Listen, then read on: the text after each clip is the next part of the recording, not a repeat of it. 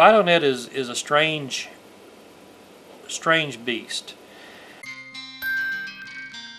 One day you called me up and said, "David, I found this really neat thing. You have to check it out." Yeah. You just threw our BBS away and brought up FIDONET. That was a remarkable revolution in BBSes with the FIDO boards. They were great because I mean, you get a message somewhere without having to make a long distance call yourself.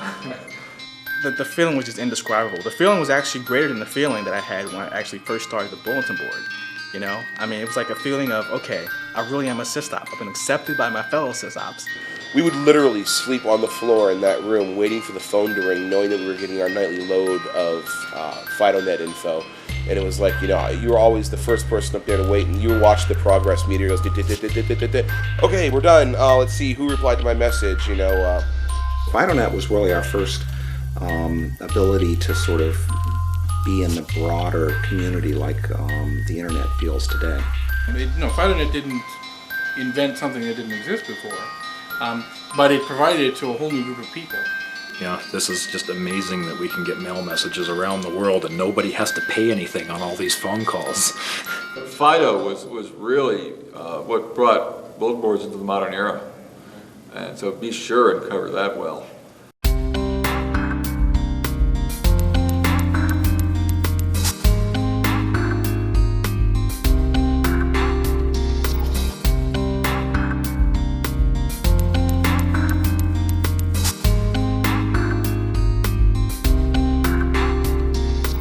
I didn't no idea it was going to become so amazingly large or long-lived.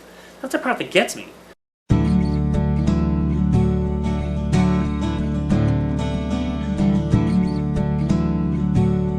Phoenix Software was, I believe, if I remember correctly, the sole subcontractor with Microsoft to install MS-DOS on various manufacturers' hardware. I would sometimes just get a board nailed to a piece of plywood with a power supply that gives you shocks, no monitor, and CPU and memory and an EEPROM socket, and a list of I/O ports. And I would burn a PROM on my 8086 machine, and I would stick the PROM in, and I would make the screen clear. You know, then I would go step by step by step and make a machine come up cold. So I had this real concept of hardware-independent device layer. I thought, well, you know, I want to write a bulletin board.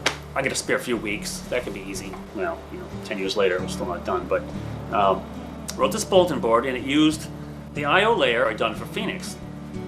Ultimately, that's how I found Tom Jennings, was because I had this DEC Rainbow that needed communication software for, and didn't have any. John Medill, I don't know how, he ended up calling my bulletin board, said, hey, I got a DEC Rainbow. I also don't have an IBM PC. And for the first maybe year or so, all I knew was there was this incredibly bright mind on the other end of a keyboard that was typing words to me faster than I could read. It was very painful. He would tell me some data, I would make a binary, he would download it at 1200 baud across the country, you know, during the day, and we did this a dozen or 20 times, and finally the freaking thing worked. It was really, it was fun. I mean, I remember a lot of anticipation about that first version, but I don't recall it not working, you know? Maybe that's just selective memory, but it just like always worked. And that's one of the things that was amazing about Tom. He'd cut a lot of code, and it worked. So there's a bunch of FIDO bulletin boards, and then John and I were just doing so much keyboard chat, you know, sysop chat crap. It was just making me crazy, and it was costing a fortune. So I don't know where I caught when I remembered that bulletin board to bulletin board message thing.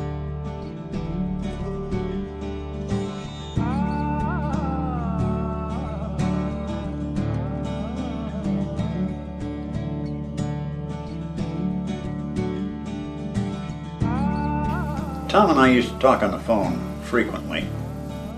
He said I was talking to John Medill and got to thinking about it. He said, wouldn't it be neat if our boards could call each other up, exchange messages, or maybe exchange files?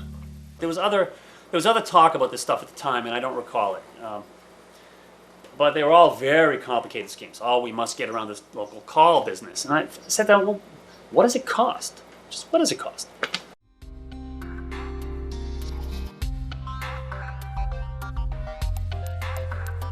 did the math. It just wasn't a whole lot of money. Basically, in 1 minute, you could move a couple of K of text or something. So the economics just went that bad. So did the first FIDONET. We went through this transition where we went from being Fido BBS to being FIDONET. Tom Jennings had logged in during the middle of the night somewhere along the way, and he'd uploaded a new Fido, another program called FIDONET, and a node list. You're actually watching two machines coast to coast connect, and error checking and resynchronization and all this stuff. And it's like, this is going to be a big machine. It was fun making a big autonomous machine. And suddenly we had systems that could call each other up and talk to one another. How it got spread out after that, because it was just amazing. We went from 2 to I don't know, it seems like 150 in less than 6 months or some such thing. And it just had a momentum of its own and mind of its own. It just spread like wildfire.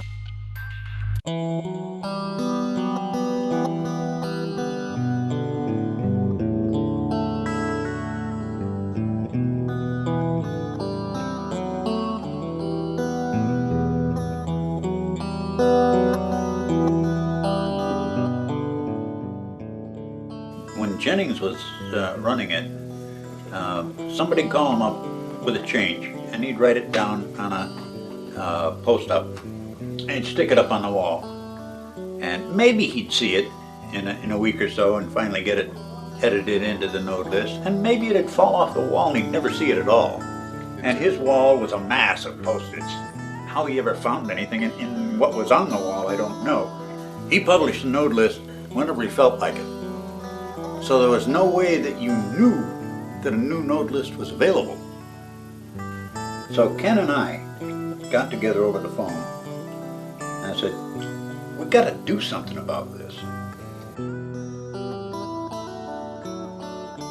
So I made a conference call with Ken and TJ. Our position was, you've got to give up this chore and let somebody else do it. So he says, okay, you do it.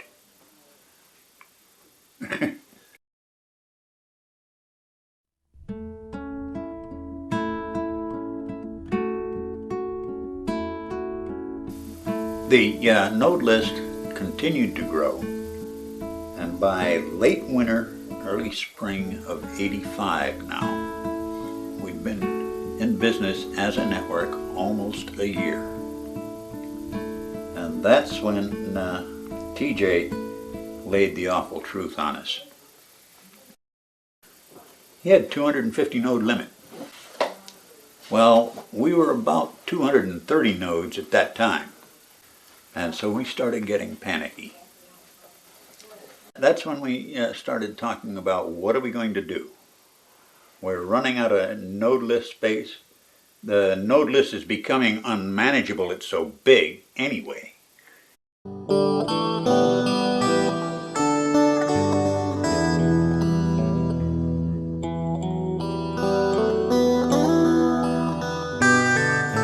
I took off work, Ken took off work, Tony Clark took off work, and TJ, we all came here, and this is the meeting you're talking about.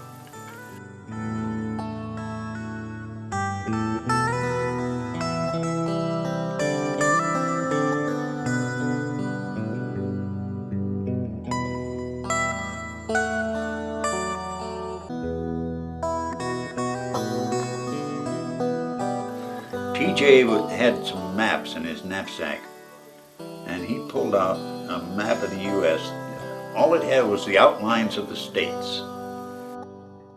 And Tony Clark and I got down there with felt tip markers and started carving out regions.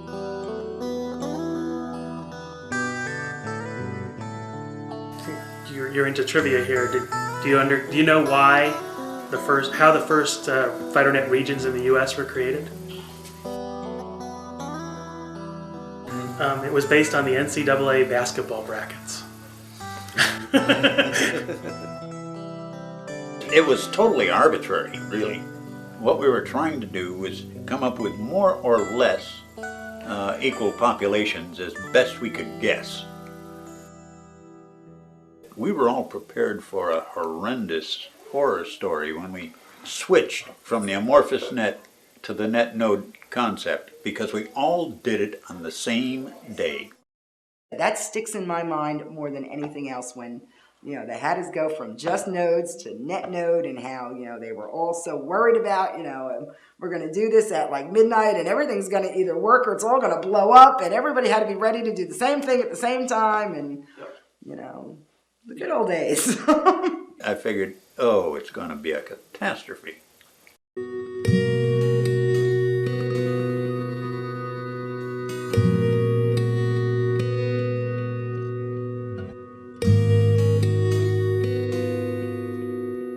You know, it was the 17th node on the FIDONET, and then they went to regions and nodes, and so then 107 was the New York area, and everybody had to split off. And since I went down to New Jersey, they had changed my number, and I got upset with that because now it's 10727. I went, no one's going to know I was an early starter in this. And here was my point of pride, you know, that I was one of the early settlers on the homestead.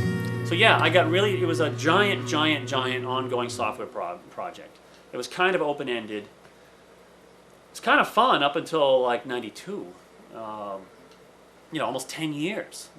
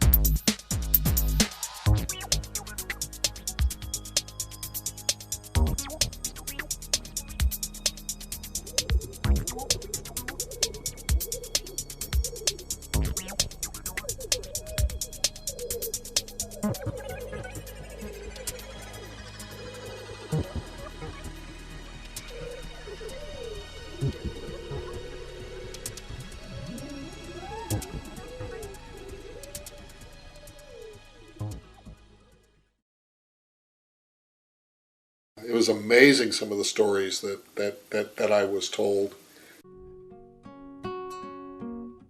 During Desert Shield, and they're doing the build-up in Saudi Arabia. At that point, this is pre-internet. There was a Desert Storm Fido BBS over there. There was we were doing electronic mail to soldiers stationed in Saudi Arabia.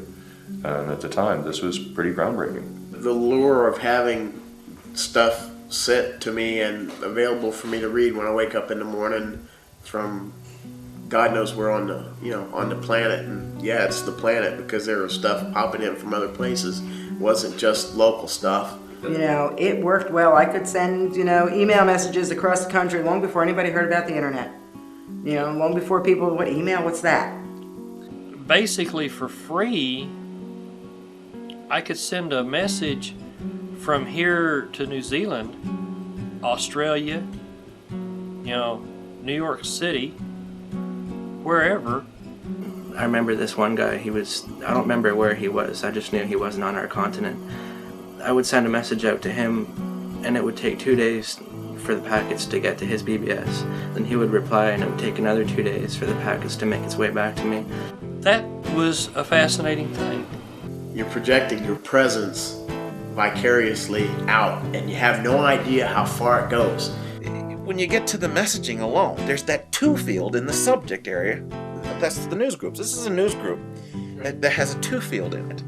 And that, for people, has a bizarre effect on people to look at. First off, they look at it and they think, it's not to me, I'm not supposed to be reading this. Okay? But they get explained to them that this is a message that's public. If they wanted it private, they had the option to. So they wanted you to see this. And they thought, well, he did that on purpose then, huh? Okay. And now they want to read because they know that people are seeing it. And that little subtlety in there is just tremendous. You could do your own filtering. You could decide which echoes you wanted to view, to participate in. You can lurk in any one you want, not say anything, and then come into any one you want, and then project yourself. One Tuesday a month, second or third Tuesday of the month, we'd meet and get together. It was great because then you could meet with all these people, and everybody was a fabulous mind. You've interviewed a lot of these people. There's no idiots out there except for maybe one or two users. I think when I used to travel a little bit, and when I traveled, I usually took my node list with me because it was like the greatest BBS list. You could use that, and then find local ones. We met people all over the world. We had people come visit us from Australia, and they took a trip to the U.S., and what they did was they pretty much traveled around and stayed with other sysops. There were organizations that used FIDO as a means for communicating within different locations in a company. And it was a real cool tool for businesses to use at that time. If it was if it was a relatively small club of 100 people or 1,000 people that went on for 10 or 15 years, it'd be one thing. But it's like this huge, nebulous, swirling mass of chaos. And when people send me email, it's like from some area I never heard of. Like if there was about a year and a half when I was getting email from .ru domains about FIDONET stuff in Russian to English dictionary language. And Russian is just a complicated language. It doesn't translate well. So it's like, I didn't even know what they were talking about. But it was flattering. It was, it was generally good. They were asking questions, and if I could answer, I'd answer. So just these, so clearly FIDONET was having a little mini something or other in .ru land. And I don't know what it's about. Just a few months ago, I heard from a doctor in Vietnam. And he said, all the fancy stuff of the internet and all of the rich collection of information on the internet, but that's censored in Vietnam by the government. But phones are not. And he said, do you know I get HIV information that is the latest and the best HIV information anywhere on the planet? He said, and I get that through BBSing because they don't censor the telephone. So they can shut the internet down, but there's still a way in. And he said, thanks. Without FIDONET and Opus, a lot of people would be dying that aren't dying. So that's cool. You came and went. Tom is a fictional character that I've read about on the internet and in the Fido News. The deification of Tom? Yeah. Yeah, I'd say... Well, sure, everybody thought Tom was the god of Tom telecom. Yeah. It's really kind of interesting, but we're definitely in a situation where Tom was the creator.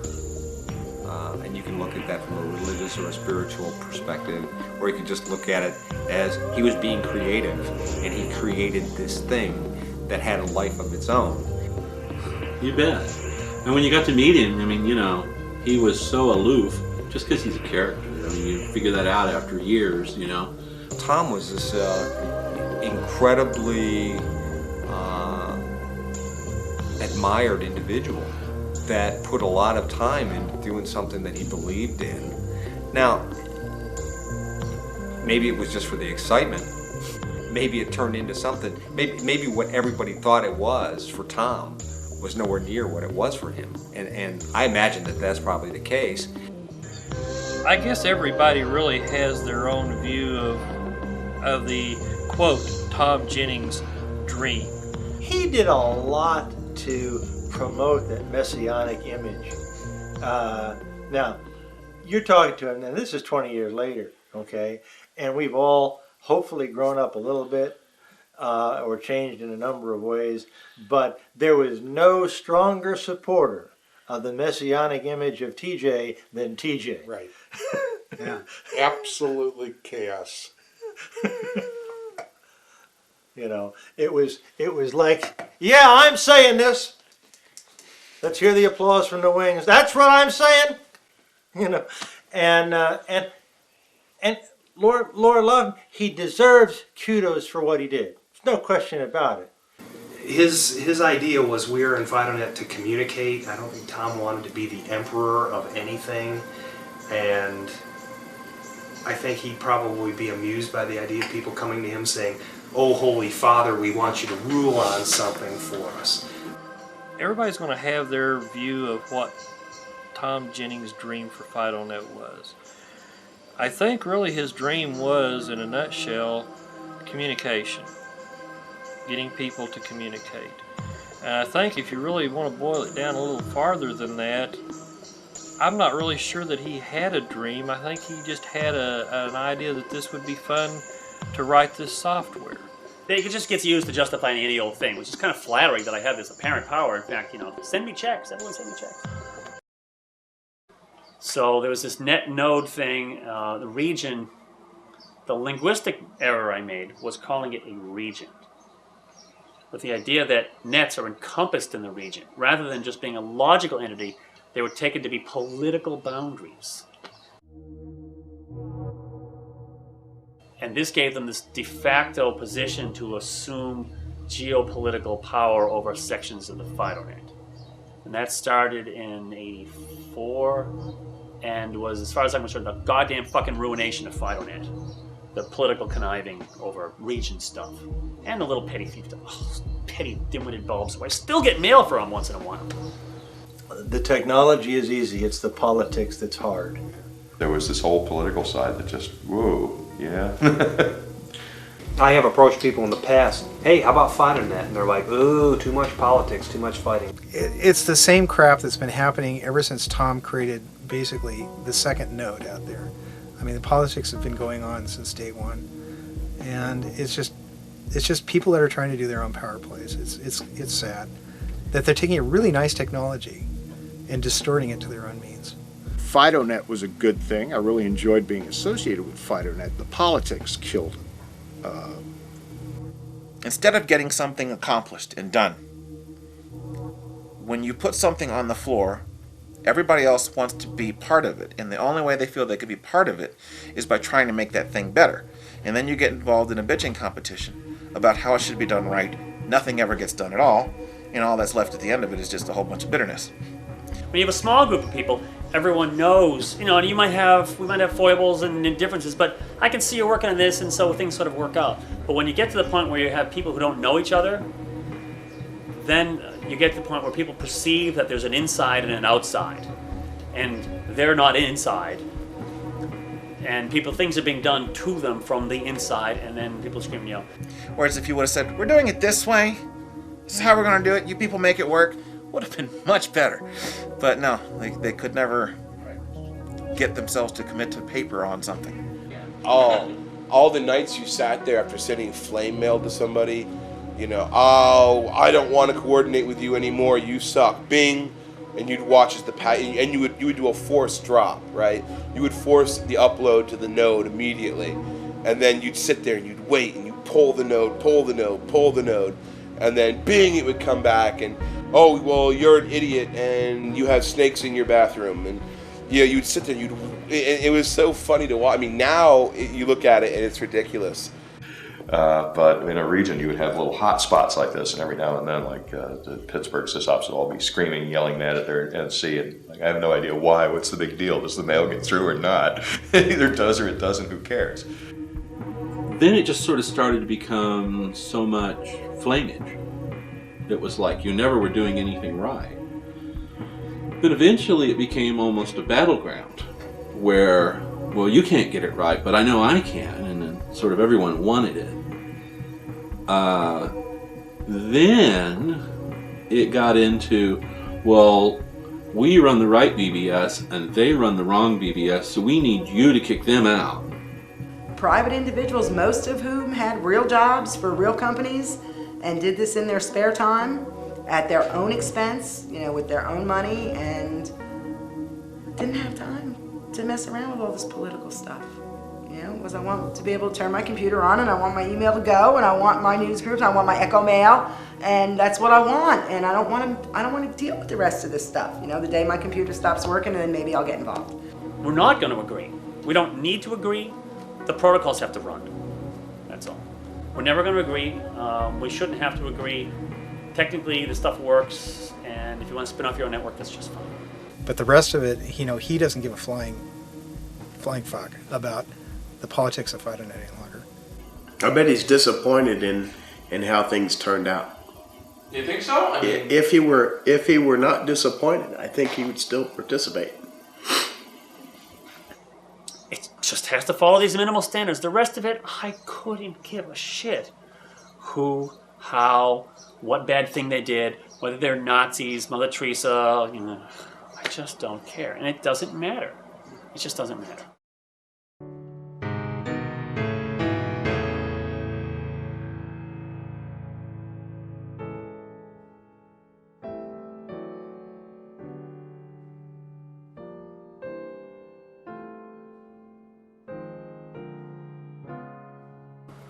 The whole IFNA debacle, it's a very sore point amongst a number of people. IFNA was originally TJ's idea. In fact, he coined the phrase. He came up with it. He came up with it. I tell people that. It was our own doing. I was fully responsible, along with Ken Kaplan and all that, in hindsight, of doing this IFNA debacle, which I'm sure you will hear to no end. Back in '84, he was talking about an International FIDONET Association, and he wanted it so that he could distribute T-shirts and bumper stickers, Right. and that's about all he could think of Right. to use it for. We said we need to be represented. We need to have a little technical appearance in the technical world, and as a group buyer of, you know, who the hell knows what, you know, IBM PC insurance, you know, whatever the hell the idea is at the time, we'll have this International FIDONET Association. We felt that we needed some voice out there. We needed some sort of lobbying voice, or at least some voice that we can bring to government and say, we're out there, this is how it works. You don't need to necessarily recreate laws for this sort of stuff. Why do we need an IFNA? The answer was so Ken and Ben could legally accept money to help support their efforts with FIDO.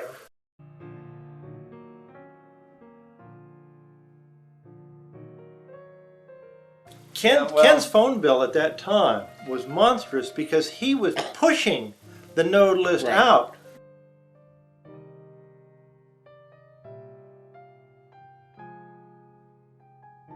Ken filled out his taxes, and his accountant told him he was going to owe taxes on all the money he had collected in '85. He was screwed twice, because his accountant told him that donations would count as income, but the expenses wouldn't count as expenses. It wasn't a huge amount, but it was a non-trivial amount, I'll tell you. And it was insult to injury.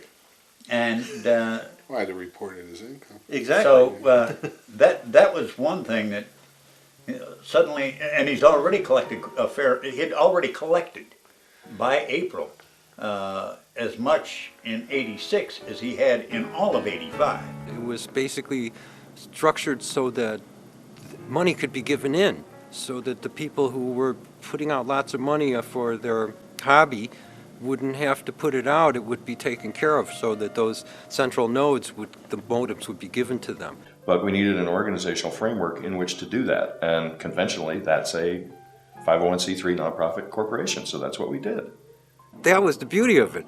Like, wow, we don't have to charge you for this. It's not even like an ISP to get on. We don't have to charge you. It's like, but we have to have this rule book because otherwise they won't give us this classification. Then corporations will just give us stuff. I spent all the money that came into IFNA. I was, one individual. I had one P.O. box. I was spending it on postage. I was spending it on, some of it phone calls on corporation. I was doing absolutely nothing except for going out of my way to try to cross my T's, dot my I's, and do everything to properly set this organization up. It was something we all agreed on, and unfortunately it got bastardized very quickly after it got taken over, because everybody feared that this was going to be some organization that was just going to destroy FIDONET. I got just absolutely, this guy is stealing money. He is, gonna send everybody down the tube, and he's taking FIDONET with him. I think they saw Ken Kaplan, and these guys sitting here saying, he's a good guy, he can be in. He's a bad guy, I don't want him in. It's horrible, it's miserable, we don't want it, we hate we it. wanted to steal FIDONET. Yeah. We had created FIDONET. We presented this idea of the IFNA, voluntary association, but we blurred some lines. We really fucked up. It would also manage the node list. People saw in this, probably rightly so, the seeds or the roots for future, quote, takeover of FIDONET. So there'd be this, we're nice and all well-meaning IFNA that controls the node list. And then if they decide to charge money later, you've basically commercialized FIDONET. That wasn't the goal at all. That really wasn't the goal.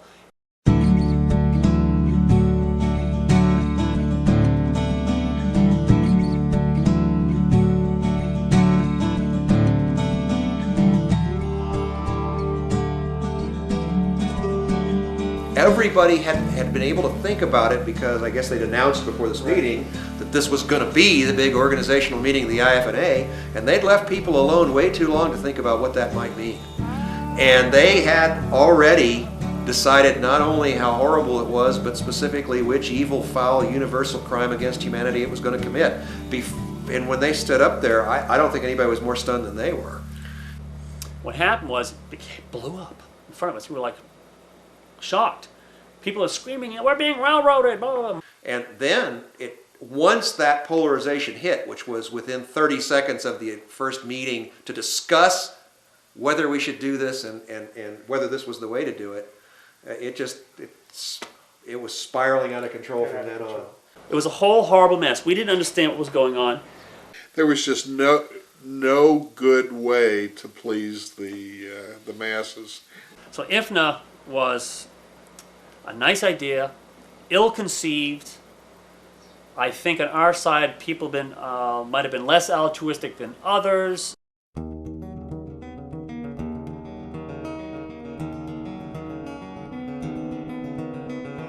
So IFNA, once formed, chugged along under its own inertia.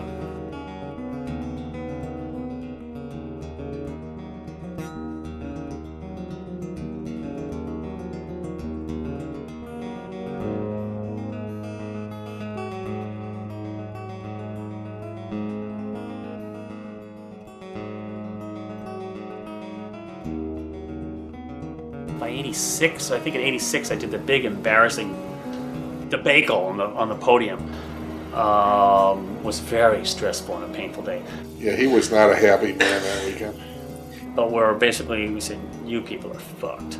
This IFNA stuff. This was the classic animal, George Orwell's Animal Farm. It's like the third or fourth FIDONET conference. And everyone was just a bunch of dorky sysops, right? All a bunch of flabby white guys and 5% women. And we're in some banquet room for this conference, which was very heated. There's all this stuff. There's this evil lawyer involved. The guy who was running the conference was a lawyer from Denver, and he kept making speeches, and every time he opened his mouth, he made things worse. Basically, so that we went to this banquet room, everyone's like, well, this IFNA thing is getting to be really bad. We walk in, there's all these tables, standard hotel banquet stuff, and then there's a little raised platform with a long table and chairs on it for the IFNA board. As for the raised dais, nobody did that deliberately. It's just the way the hotel set things up. So all of a sudden, it was genuinely us and them. And it's like, okay, you said you weren't going to do this, and you did it. They did it. And I was on the board. They wanted me to go up, and I simply refused.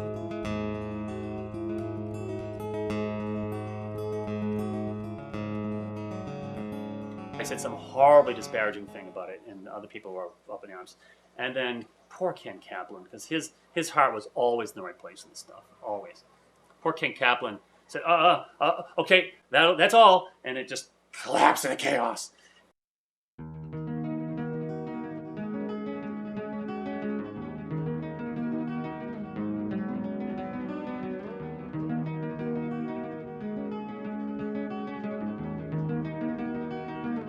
This lawyer, he wanted to just simply fully commercialize FIDONET, period, pay to play. He wanted to charge people to be in the node list. He took me aside just before this meeting and said, we're going to go into this and we're going to have some vote. I forget what the issue was. We're going to have some vote on whether you have to pay or something, whether you have to be a member of IFNA to be in the node list, the pivotal point. And this is up in his hotel room. He said, we're going to vote for it. It's a done deal.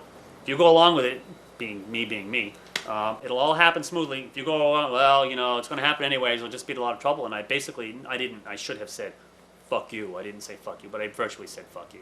I said, I'm not going along with this. And then I went downstairs and didn't go along with it. And then that's when legal action started.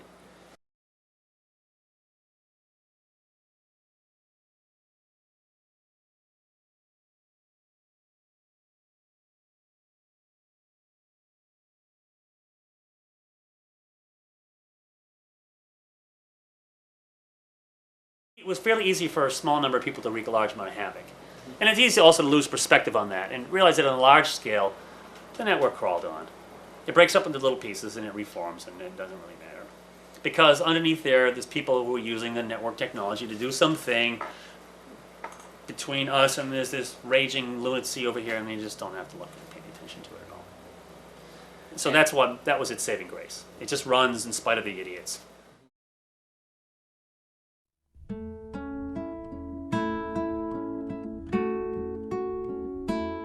Yeah, well, I know when Ken, and I call it a disappearing act, even though it really wasn't that, but when he just, pretty much had it, I always wondered if he was bitter at the end. I mean, he got screwed. Yeah. But then again, they all did. That's the reason I burned out so early is I am not and never really was a bulletin board sys-op.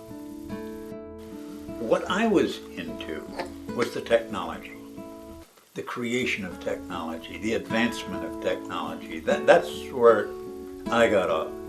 And when that started to wear out or slip away or whatever it did, I began to burn out. What I found is that I was competing for Tom's time when I talked to him about concepts and what have you.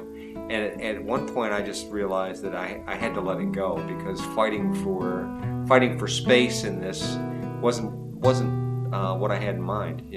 My involvement was pure curiosity and pure adrenaline and pure excitement. So when it stopped being those things, I fell out of that. Those jobs are thankless jobs. And yeah, a lot of times you don't get the praise until you leave.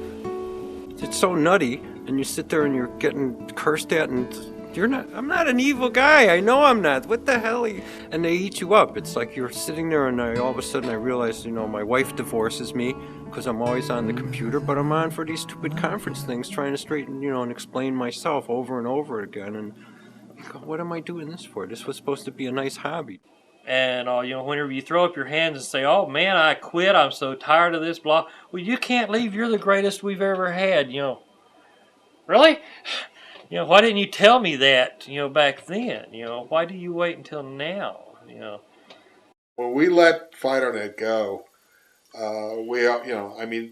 we made sure that whoever we handed it off to was someone who was going to keep it going. So I know, when I walked away from it, I knew that, maybe these guys weren't going to keep it flying for as long as I did. But it kept going. That amazes me more when I found out just recently that FIDONET is alive and well. And I think as FIDONET is in 2002, we obviously probably have a more mature user base and a mature, at least in years at the very least, membership. The folks that are involved with it now, yes, there can be some parallels that some folks might draw to ham radio or other hobbies that have been around for a while. We are a dwindling breed, but we're stubborn. I look on that as a badge of perseverance, and I still find value in it. Do you think there'll be a FIDONET in 10 years? Absolutely. What it looks like, I don't know. And I'm not even going to try and predict. It'll be smaller, I would bet. But yeah, there'll be a FIDONET in 10 years.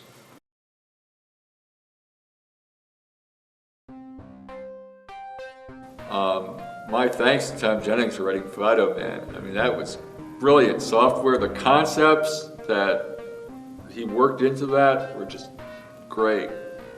Wonderful stuff. It taught me that you can't have, I was an anarchist and anti-war and everything, and after that I understood benevolent dictatorships. It was the great irony of FIDONET. FIDONET was that Tom Jennings was an anarchist and believed in everybody should just do their own thing, but he designed this networking technology that required a central authority to say who was in and who was out. People say, oh, FIDONET peaked whenever it had 30,000 nodes, you know, and growing. And then it started dying off. Well, yeah, that's true. You know, I mean, you can't argue with history. The history book is written. You can go back through the node list and see this. But on the same token, I don't see that FIDONET has totally peaked. FIDONET started out as a couple of computers with software that really didn't exist, that was being invented. The software has evolved constantly. So I don't know that really FIDONET has peaked yet. It's nice to build something that lasts longer than you do. Well, I don't know if it will, but it lasts longer than your current attention span. It's like, oh, that's still going on? Oh, I didn't know. It's like, oh, I left the stove on, the water's still boiling.